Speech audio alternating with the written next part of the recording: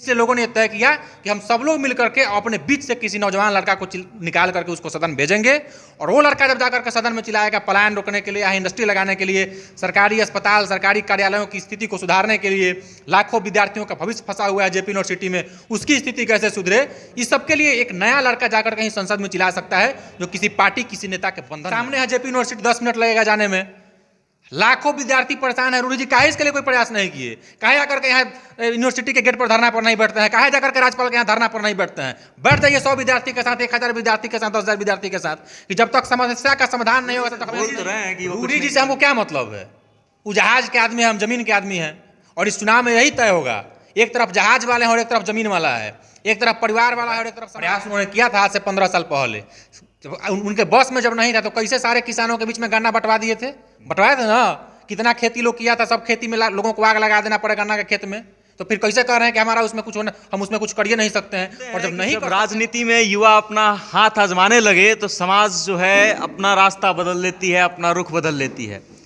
और आज के समय में जब भी हम राजनीति की बात करते हैं तो युवा लोग जो है बढ़ चढ़ के हिस्सा ले रहे हैं। हर पार्टी का ये प्रयास रहता है कि हम युवाओं को अपने तरफ खींच लें और उसके बाद चुनाव लड़ें। बाकी हम ये भूमिका क्यों दे रहे हैं? क्योंकि हमारे साथ मौजूद हैं 2024 के लोकसभा चुनाव को लेकर के सबसे सारण के सबसे कम उम्र के उम्मीदवार हमको अभी लग रहा है कि जो हैं वो अतुल प्रताप सिंह हैं, और उन्हीं से हम वार्ता करने के लिए आए हैं। सबसे पहले तो स्वागत है अतुल जी। बहुत धन्यवाद सर। अच्छा, ये बताइए कि सामान्यतः देखा जाता है कि जो लोकसभा का चुनाव लड़ने का उम्र होता है वो लोग बूढ़े होने के बाद लड़ते हैं या फिर एक अवस्था को पार करने के बाद जाते हैं। आप इतने कम उम्र में लोकसभा का चुनाव क्यों सोचे? सबसे पहली बात तो ये मेरी सोच है नहीं। पिछले आपको पता है कि पिछले कई सालों से हम लोग समाज के लिए लड़ रहे हैं, आंदोलन, धरना, प्रदर्शन, अब मुखरता से आवाज उठाना, लिखना, सब कुछ कर रहे हैं। पिछले अप्रैल से हम लोग लगातार लोकसभा क्षेत्र के भीतर, लोकसभा क्षेत्र के बाहर भी हम लोग घूम रहे हैं लोगों के बीच में कि अगले लोकसभा चुनाव में कौन व्यक्ति चुनाव लड़ रहा है इसको मुद्दा नहीं बनाया जाए। विषय ये होना चाहिए कि कोई भी चुनाव जीत करके यहाँ से जाए तो सारण की बात हो, सारण की जो समस्या है उसका समाधान कैसे होगा ये मुद्दा बने। लोगों ने ये तय किया है, लोगों ने सहयोग किया है, लोगों के मदद से, लोगों की इच्छा से, और सारा चुनाव का जितना भी खर्चा है सब लोग ही कर रहे हैं। लोग ये तय किए हैं कि 26 साल का लड़का चुनाव लड़े तो लड़ रहे हैं। अच्छा, कैसे विचार आया, क्यों आया विचार कि हमको चुनाव लड़ना है? नहीं, मेरा विचार है ही नहीं, लोग हम बता रहे हैं कि मतलब आपने सोचा कैसे यात्रा कैसे शुरू हुई, कैसे आया विचार कि हम पहले क्षेत्र में घूमे अपने लोग? क्षेत्र में हम लोग इसलिए घूम रहे थे कि हम लोग पिछले साल हम लोग आंदोलन किए थे मढ़ौरा चीनी मिल के लिए।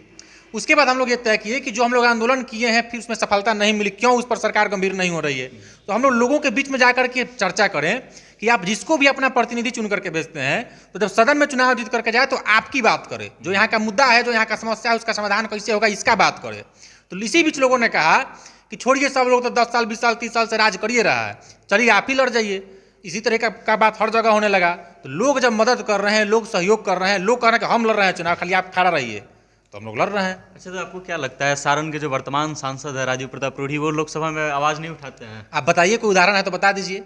आप हमको एक उदाहरण बता दीजिए कि मढ़ौरा चीनी मिल या कोई भी बंद फैक्ट्री के लिए, जो 4 फैक्ट्रियां बंद है, रूढ़ी जी का एक उदाहरण बता दीजिए कि सदन में खड़ा होकर के चिल्लाए हैं, आवाज उठाए। एक उदाहरण बता दीजिए। एक बार हमने व्यक्तिगत रूप से जब लोकसभा 19 के लोकसभा के बाद जो है हम एक बार मढ़ौरा चीनी मिल को कवर करने गए थे, तो उस समय हम उनके कंट्रोल रूम में फ़ोन किए थे। तो हमको वहाँ से पता चला था कि वो जो है बिहार सरकार का मुद्दा है और राजीव प्रताप रूढ़ी प्रयास किए लेकिन कुछ हुआ नहीं। क्या प्रयास किए बताएं? प्रयास उन्होंने किया था आज से 15 साल पहले। उनके बस में जब नहीं था तो कैसे सारे किसानों के बीच में गन्ना बंटवा दिए थे? बंटवाए थे ना। कितना खेती लोग किया था, सब खेती में लोगों को आग लगा देना पड़ेगा गन्ना के खेत में। तो फिर कैसे कह रहे हैं कि हमारा उसमें कुछ होना, हम उसमें कुछ करिए नहीं सकते हैं? और जब नहीं कर सकते हैं तो काहे लोगों से खेती करा दिए, काहे शिलान्यास करा दिए, काहे नारियल फोड़वा करके पूरा भव्य कार्यक्रम करा दिए थे नेताओं को बुला बुला करके। हकीकत यही है कि पिछले 30 साल में सिर्फ रूढ़ी जी का विकास हुआ है। अगर आप ये कहते हैं कि अमनौर का विकास हुआ है तो अमनौर का भी विकास नहीं हुआ है। अमनौर में 10 आदमी खड़ा होकर के नहीं कह सकता है कि रूढ़ी जी अमनौर का विकास किए हैं। एक पोखरा बना देने से, एक पोखरा बताइए ना हमको, एक पोखरा से लोगों को क्या फायदा है? वहाँ घुसने के लिए 50 रुपया टिकट लगता है। जो उधर झूला है तो वहाँ जाएगा तो 50 रुपया और दीजिए। वहाँ पानी में बोट चल रहा है उसके लिए 50 रुपया और दीजिए। कौन गरीब आदमी जाकर के, आम आदमी जाकर के रोज 50 रुपया 100 रुपया 150 खर्चा करेगा? उतना में उसका घर परिवार चलेगा, सब्जी खरीद के लाएगा, मसाला खरीद के लाएगा। तो विकास के नाम पर रूढ़ी जी ने कोई काम नहीं किया है पिछले 30 साल में। उनका राजनीतिक पूरा अगर आप इसको खंगाल करके देखिएगा, पूरा परिणाम देखिएगा, तो सारण के विकास के लिए रूडी जी ने कोई काम नहीं किया है, अपना विकास उन्होंने सिर्फ किया है। उनके लोग तो बोलते हैं कि अगले 10 सालों में छपरा जो है बहुत बढ़िया दिखाई तो देगा। ये कहने की नौबत क्यों आ रही है? ये चाहते हैं कि 10 साल हम और सांसद रहे। वो बोल रहे हैं कि काम हो रहा है, वो काम 10 साल नहीं, क्या काम हो रहा है बताइए ना भाई। आपको कह रहे हैं पाइप लगाया जा रहा है, 30 साल से आप 30 साल से इंटरनेशनल एयरपोर्ट बनवा रहे हैं। आप हमको बताइए, कोई व्यक्ति यहाँ से चुनाव जीत करके सांसद बना, केंद्र में मंत्री बना, उसकी पार्टी की मजबूत सरकार है, मजबूत सरकार जिसको कहा जाता है। बिहार में इस 10 सालों के भीतर 5 साल ऐसा समय रहा कि बिहार में भी आपकी सरकार थी। इससे अनुकूल माहौल क्या होता है हमको बता दीजिए काम करने के लिए। यहाँ भी सरकार, वहाँ भी सरकार, आप खुद सांसद हैं, मंत्री हैं, इसके बावजूद अगर केंद्र से आप कुछ लेकर के नहीं आ पा रहे हैं, तो इससे भी और बेहतर माहौल आपको क्या होना चाहिए? क्या अनुकूलता आप चाहते हैं? अच्छा, इतना विरोध कर रहे हैं, आपको डर नहीं लग रहा है? कोई विरोध मैं नहीं कर रहा हूँ। बोल तो रहे हैं कि रूडी जी से हमको क्या मतलब है? वो जहाज के आदमी है, हम जमीन के आदमी हैं, और इस चुनाव में यही तय होगा। एक तरफ जहाज वाले हैं और एक तरफ जमीन वाला है, एक तरफ परिवार वाला है और एक तरफ समाज वाला है। और जब लोग खड़े हो जाते हैं लोकतंत्र में, जनता जब खड़ी हो जाती है, तो उसके सामने जहाज वाला, परिवार वाला कोई नहीं टिकता है, सिर्फ जनता दिखाई देती है। और जनता जब हमको अपने सहयोग से, अपने मदद से चुनाव लड़ा रही है, तो निश्चित रूप से लोकतंत्र में जनता की ही जीत होगी। अच्छा, चलिए हम मान लेते हैं कि 2024 के लोकसभा चुनाव में अतुल प्रताप सिंह जीत जाते हैं, तो उसके बाद अतुल प्रताप सिंह की वो 5 कौन सा कार्य क्षेत्र होगा जिसपे वो मतलब निश्चित रूप से काम करेंगे? सबसे पहले आप ये समझ लीजिए कि मढ़ौरा में जो बंद फैक्ट्रियां हैं, एक बात आप नहीं जानते होंगे तो मैं आपको बता देता हूं। आज से 2-3 साल पहले बिहार के एक बहुत बड़े उद्योगपति हैं, वो प्रयास कर रहे थे यहाँ कि हम कुछ फैक्ट्री लगाएं, कुछ लोगों को रोजगार दें। रूडी जी अपना प्रयास कर रहे थे कि ये काम नहीं होने देना है, फैक्ट्री नहीं लगने देना है, बंद करवाने का प्रयास कर रहे थे। वो एक उद्योगपति चाह रहा है कि चालू करें, वहाँ हम कुछ कर दें, और रूडी जी चाह रहे थे कि काम नहीं होने देना है। मैं आपको बता रहा हूँ कि मढ़ौरा में जो बंद फैक्ट्रियां हैं, जिससे हजारों लोगों को डायरेक्ट इनडायरेक्ट रोजगार मिलता था। एनजीटी का नियम है कि किसी भी जहां भी अब ग्रामीण लोग रह रहे हैं, नागरिक रह रहे हैं, वहां पर इंडस्ट्री नहीं लगाया जा सकता है। लेकिन मढ़ौरा चीनी मिल की जमीन और भी कई जगह पर है, बहुत जमीन है, तो वहां पर इंडस्ट्री लगेगा, ये बात आप समझ लीजिए। और ऐसा इंडस्ट्री लगेगा जिससे किसानों को भी फायदा हो, मजदूरों को भी फायदा हो, ऐसा इंडस्ट्री लगेगा। आप सरकारी अस्पताल में, सरकारी कार्यालय में चले जाइए, हर जगह भ्रष्टाचार का अड्डा बना हुआ है। इस सब पर रोक लगेगा। रूडी जी इसके लिए कोई प्रयास नहीं किया है।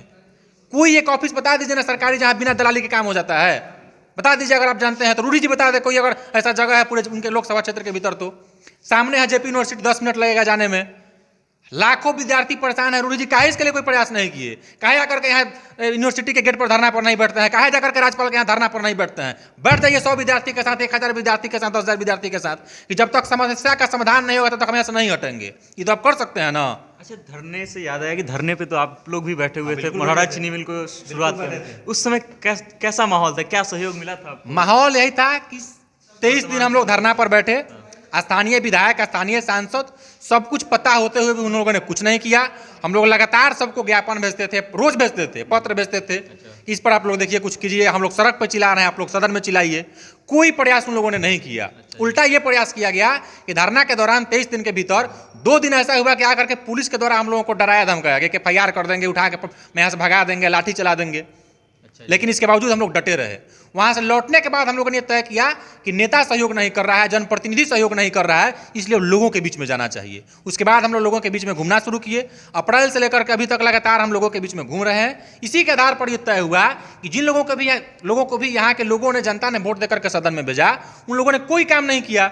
इसलिए लोगों ने तय किया कि हम सब लोग मिलकर के अपने बीच से किसी नौजवान लड़का को निकाल करके उसको सदन भेजेंगे, और वो लड़का जब जाकर के सदन में चिल्लाएगा पलायन रोकने के लिए, यहाँ इंडस्ट्री लगाने के लिए, सरकारी अस्पताल, सरकारी कार्यालयों की स्थिति को सुधारने के लिए, लाखों विद्यार्थियों का भविष्य फंसा हुआ है जेपी यूनिवर्सिटी में, उसकी स्थिति कैसे सुधरे, इस सब के लिए एक नया लड़का जाकर कहीं संसद में चिल्ला सकता है जो किसी पार्टी, किसी नेता के बंधन में नहीं हो। अच्छा, ये बताइए कि आप जो है ऐसे एक संसदीय क्षेत्र से अपनी तैयारी कर रहे हैं जो माना जाता है कि पूर्व काल में राजद का गढ़ रहा है, वर्तमान सांसद जो है 2 बार से यहाँ पे लगातार जीत रहे हैं और अच्छे खासे वोटों से जीत रहे हैं, फिर आपको क्या लग रहा है, कठिन होगी लड़ाई? कुछ कठिन नहीं है, मैं आपको आज ही बता देता हूँ। आप 29 फरवरी बीतते देखिएगा कि पूरा सारण आपको एक तरफ दिखाई देगा एक 26 साल के लड़का के साथ, और बाकी जो राजद और भाजपा की बात कर रहे हैं कि बहुत मजबूत है या गौर है, कोई गौर नहीं होता है लोकतंत्र में। लोकतंत्र में जनता जिसको जिताती है उस सदन में पहुंचता है। यही बात राजद वाला कहता है कि हमारे परिवार का सीट है, लालू जी के परिवार का सीट है, किसके बाबूजी दादाजी रजिस्ट्री करा लिया है कि परिवार का सीट हो गया। लोकतंत्र में तो जनता मालिक होती है ना, जिसको चुन करके भेजेगी 5 साल जाएगा सदन में। तो आपको क्या लग रहा है, कठिन नहीं होगा? कोई कठिन नहीं है, क्योंकि जनता हमारे साथ है, जनता हमको लड़ा रही है। और लोकतंत्र की ताकत यह है कि जन और धन के बीच जब लड़ाई होगी तो जन जीतेगी, जनता जीतेगी। ये जनता की लड़ाई है, मेरी लड़ाई ही नहीं है। मेरी क्या औकात है लोकसभा लड़ने की? अच्छा ये बताइए, आपको ये डर नहीं लग रहा है, एक तरफ दिग्गज नेता हैं जो भारतीय जनता पार्टी के राष्ट्रीय प्रवक्ता हैं, दूसरी तरफ जो है ये दावा किया जा रहा है अभी तत्काल कई मीडिया हाउसेज के द्वारा भी कि इस लोकसभा क्षेत्र से तेजस्वी यादव की पत्नी जो है चुनाव लड़ने वाली है। दिग्गज नेता का क्या मतलब होता है? परिभाषा बताइए कि दिग्गज नेता किसको कहा जाता है? बड़े पार्टी के नेता अरे हैं, बड़े नेता पार्टी है, के नेता, राष्ट्रीय प्रवक्ता हैं। जनता के नेता है कि नहीं बताइए ना। आप तो मोदी जी के नाम पर 10 साल सांसद रहे, तो मोदी जी के लिए नेता हो सकते हैं। सारण की जनता के लिए आप नेता नहीं है। जनता के लिए नेता आप तब होते जब 10 साल यहाँ से चुनाव जीत करके गए लगातार। पिछले 2 टर्म का बात छोड़ दीजिए, ये लगातार मोदी सरकार की बात है कि 2 टर्म जब जीत करके गए तो सदन में जाकर के सारण की समस्या के लिए अगर आप चिल्लाए होते तब ये माना जाता है कि आप दिग्गज नेता है। पार्टी में कोनो पद मिल जाने से कोई दिग्गज नेता थोड़ी हो जाता है। मोदी जी के नाम पर जीत गए, पार्टी में कोनो पद मिल गया राष्ट्रीय लेवल पर, यह दिग्गज होने का ये परिभाषा नहीं है। परिभाषा ये दिग्गज होने का ये है कि जनता अगर चुन करके सदन में भेजती है तो नेता जाकर के जनता के लिए सदन में चिल्लाए। चिल्लाते तो हैं ही। उनका एक वीडियो पिछली बार बहुत वायरल हुआ था जिसमें वो बिहार सरकार से ये पूछ रहे थे कि वो क्यों नहीं है, अरे स्टेडियम क्यों नहीं? कौन बिहार सरकार से पूछ रहे हैं भाई? 17 साल आपकी सरकार रही है बिहार में, और इन 10 सालों का अगर बात करें तो 10 सालों में 5 साल आपकी सरकार बिहार में थी। किससे सवाल पूछ रहे हैं? पूछिए ना मोदी जी से सवाल कि मढ़ौरा में 2015 में आकर के वादा करके गए थे कि मढ़ौरा का मिठास लौटा देंगे, काहे नहीं लौटाए? हिम्मत है पूछने का मोदी जी से? पूछिए उद्योग मंत्री से जाकर के कि हमारे क्षेत्र के लड़कों का पलायन होता है, उसको रोकने के लिए हमारे यहाँ चलिए उद्योग लगाइए। हिम्मत है? ये कर्नाटक के मुख्यमंत्री के साथ बैठक करते हैं रूढ़ी जी, काहे के लिए? कि हमारे क्षेत्र के मजदूर आपके यहाँ मर जाते हैं तो उनको मुआवजा दीजिए।